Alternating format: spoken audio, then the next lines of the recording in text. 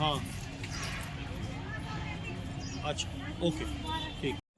यशस्वी लोकप्रिय सांसद हम सबके बीच में उपस्थित है हमारे राजू प्रसाद राशिवरवा है। प्रधानमंत्री जी ने कहा है मंत्रालय अब पवन बल पवन। तो ये जो वन मंत्रालय के सामने विराजे ये नौजवान खड़े हैं और नागेंद्र सिंह जैसे अब उनकी तारीफ में मैं कहा शब्द कौन कौन सा अलंकार आपकी ये कहाँ से शब्द लाऊं। प्रधानमंत्री नरेंद्र मोदी जिंदाबाद जिंदाबाद। मुख्यमंत्री शिवराज सिंह चौहान। रोटी कपड़ा मकान का नारा देने वाली कांग्रेस, गरीबी मिटाने का नारा देने वाली कांग्रेस, क्या हो गया? ये सारे काम करना पड़ा तो जब प्रधानमंत्री नरेंद्र मोदी बने उनको करना पड़ा। एक भी देश में किसी गरीब का पक्का घर नहीं बना पाई कांग्रेस। मैं पूरे दावे के साथ कहता हूं, अरे आम जनता का तो बना नहीं पाए, अरे अपने कांग्रेसी का ही तो बना देते। एक कांग्रेसी का भी तुमने पक्का घर नहीं बनाया। 2014 में जब मोदी जी आए तो एक नहीं, दो नहीं, तीन नहीं, चार नहीं, 4 करोड़ गरीबों के घर पक्के बना करके सौंप दिया। ये है सरकार का काम। और सारी संकीर्णताओं से बाहर निकल करके लोग आएंगे जाति बिरादरी की बात करने, लोग आएंगे अपना पराया बताने। ये सियासत का मैदान है, ये भारतीय जनता पार्टी चुनाव मैदान में है। यहां कोई इन संकीर्णताओं का स्थान नहीं है। यहां सिर्फ एक स्थान है, विजय। और विजय के लिए कोई विकल्प नहीं है, सिर्फ विजय। चाहे जो करना पड़े करिए। अपनों को भी छोड़ने का मौका है तो छोड़ दीजिए, लेकिन कभी भी मिशन से पीछे मत हटिए। इस संकल्प को लेकर के हम सबको जाना है। तो आप सब आश्वस्त कर रहे हैं कि नागौर में प्रचंड बहुमत के साथ भारतीय जनता पार्टी की विजय होगी। आप सब तैयार हैं? दिखाइए हाथ। उठाने की बात करनी नहीं, मैं तो आप सबके दर्शन करने महाराज का आदेश पालन करने आए।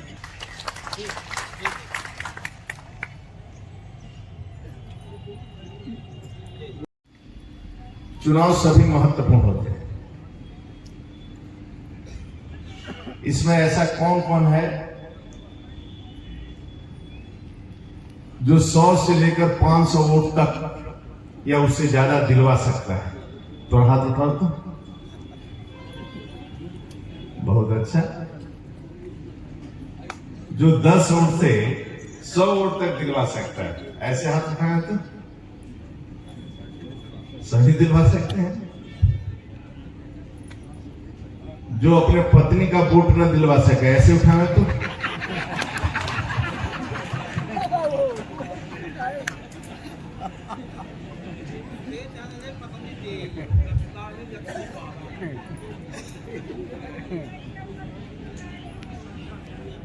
मित्रों, आपके वोट में बहुत ताकत है। भारत माता की जय।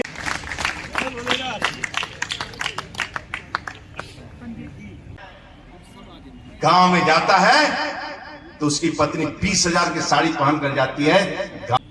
यह एक यज्ञ है जिसमें हमें आहुति देनी है। बहुत सोच समझ के और बड़े पवित्र भाव से हमको निर्णय करना चाहिए। और कभी कभी मेरा तो स्वभाव है कि जब मुझसे गलती होती है तो मैं गलती भी स्वीकार कर लेता हूं। जब अच्छा काम करता हूं तो उसका उल्लेख भी आपके सामने करता हूं। लेकिन अच्छा काम करते करते कभी हो सकता है कि अज्ञानतावश कुछ गलती हो जाए तो स्वीकार करने में कोई गलत नहीं होता है, कोई अपराध नहीं हो जाता। ये पिछले 5 वर्ष हमारे मध्य प्रदेश की राजनीति में बहुत उथल पुथल रहे,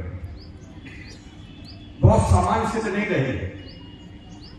हम पिछले चुनाव में बहुमत से जीते नहीं थे।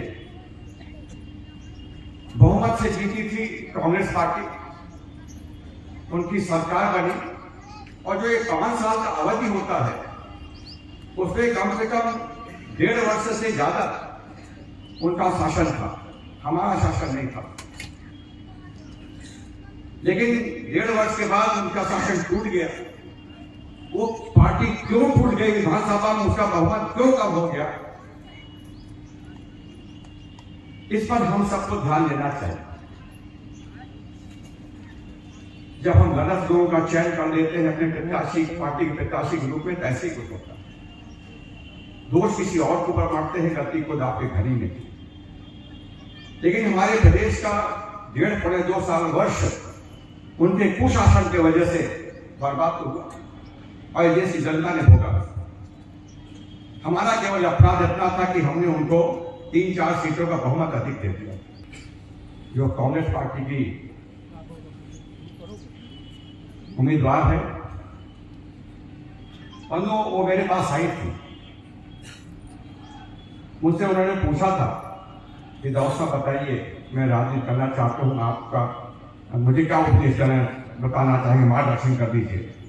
मैंने उनसे कहा था कि आप ऐसा करो, आपका स्वागत है, भारतीय जनता पार्टी में आप आइए हमारे साथ में, और आपको मैं वही उपदेश दे सकता हूँ जो मैंने स्वतः जीवन में किया है कि आप, भगवान ने आपके ऊपर कृपा कर रखी है, आप साधनों से आपकी कमी नहीं है, आप मोटर उठाइए और जाके गांव-गांव घूमिए, जनता के बीच में जाइए, जनता के बीच में घरों में बैठिए, उनसे दुख दर्द पूछिए और उनके दुख दर्द से जो समाधान आप कर सकती हैं करने का प्रयास करिए। ऐसे आपका जनसंपर्क बढ़ जाएगा, आपकी लोकप्रियता बढ़ जाएगी और संभवतः जनता आपको स्वीकार करना चालू कर देगी। उन्होंने किया तो जरूरी संपर्क को बढ़ाया, लेकिन धैर्य हो गए, क्योंकि उनको मैंने ये नहीं कहा था कि पार्टी के अंदर रहकर के अनुशासित में रहना पड़ता, समाज में रहने के अनुशासित में रहना पड़ता। पिछला चुनाव लड़ गई वहां से, और अब क्या हुआ आप सब जानते हो, अब वो कांग्रेस पार्टी से लड़ रहे हैं। और अगर उनको टिकट न मिली होती तब क्या करती मुझे नहीं मालूम।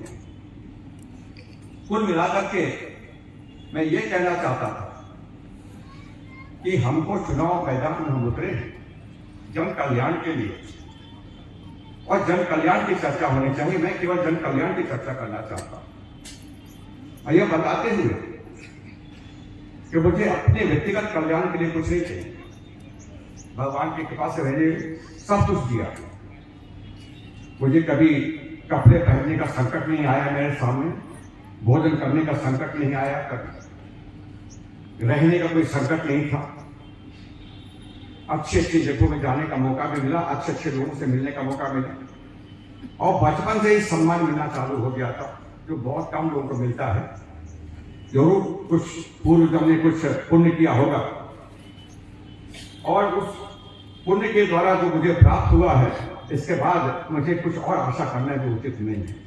इतना जरूर है कि एक समय वो भी आएगा जब मुझे यहाँ से विदा लेना पड़ेगा, और फिर कोई जन्म होगा। मैं चाहता हूं कि जब दोबारा मेरा जन्म हो तब मैं यहाँ से कुछ ऐसे कृत्य करके जाऊं कि इस जन्म में जो मुझे सुविधा मिली है, इससे ज्यादा अच्छे सुविधा मिले वहां पर, इसमें कोई अपराध नहीं। तो मैंने अभी सभा में कहा था, यार लोग कहते हैं कि वो बूढ़े हो गए हैं, मरने वाले हैं, वोट दे दो। यार वो तो सिर्फ मुझसे 10 साल छोटे हैं, मुझसे 10 साल छोटे हैं, तो पहला अधिकार तो मुझे मिलता है। मैं तो 82 साल का हूं, तो सिर्फ 72 साल के। तो अगर जाने वाली बात है तो पहले तो मैं जाऊंगा, ऊपर जाएंगे लेकर करके। तो ये आने जाने वाली बात नहीं होनी चाहिए, काम की बात होनी चाहिए तो ज्यादा अच्छा। मैं कांग्रेस के नेताओं को चुनौती देता हूं यहाँ पर, आज भी वो मुझे एक काम बता दें जो कि कांग्रेस की पार्टी के नेताओं ने किया यहाँ के मुख्य, एक नाम नहीं बता पाएंगे। मेरे पास सूची, मैं जल्दी से उसको पढ़ना चाहूंगा। यहाँ नागौर की भी है, उनचारा की। हमने यहाँ पर एसडीएम कोर्ट की स्थापना की, हमने यहाँ पर न्यायालय भवन बनवाया, हमने यहाँ पर न्यायालय भवन बनवाया, हमने यहाँ पर कॉलेज की स्वीकृति दी करवाई, हमने कॉलेज भवन के लिए पैसा भी स्वीकृत करवाया। यही उचारा के लिए 5 साल के लिए मैं चला गया था संसद बन करके दिल्ली, पैसा रखा रहा 5 साल तक, यहाँ के जनप्रतिनिधि जो थे वो जमीन उपलब्ध नहीं करा पाए उस भवन के निर्माण के लिए, और पैसा वापस चला गया। ये उनकी उपलब्धि थी, ये वापस चला गया। और जब मैं वापस विधायक बन गया तो मुझसे पूछा जा रहा था कि आप 5 साल तक कहाँ थे।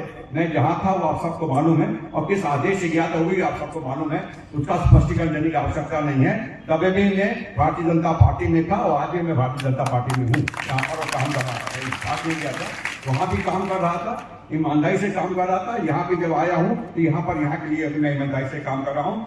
मुझे 1.5 साल लग गए उस राशि को दोबारा सैंक्शन करवाने में, और राशि को सैंक्शन करवा करके मुख्यमंत्री ने फिर से मेरा उन्होंने सहयोग दिया हमारे काम को, और आज आप चले जाइए, टॉयलेट भवन निर्माण हो रहा है और मौका 1-2 महीने में शायद उसका लोकार्पण भी हो जाएगा, काम भी पूरा हो जाएगा। हम ये काम करते हैं। यहाँ पर ITI बना हुआ है, आप जा सकते हैं तहसील प्रखंड में जाकर देखिएगा ITI भवन बने कि नहीं बना। यहाँ पर मॉडल स्कूल हमने बनवाया, शासकीय कन्या उच्चतर माध्यमिक बनवाया, पहले नहीं था यहाँ पर। हमने शासकीय कन्या उच्चतर माध्यमिक विद्यालय का भवन बनवाया, हमने कन्या छात्रावास बनवाया, हमने खेल परिसर का स्टेडियम बनवाया, हमने यहाँ पर PWD का नया गेस्ट हाउस बनवाया। देख सकते हैं पत्थर है, कंक्रीट है, सब कोई हवाई वाली बात नहीं है, देखी जा सकती है। हमने यहाँ पर एक ब्रिज बना हुआ था, वो भी चल रहा था, पुराना ब्रिज, कभी ये टूट जाए तो क्या होगा, तो हमने एक प्रिकॉशनरी लेकर के वहां भी हमने ब्रिज बनवा दिया।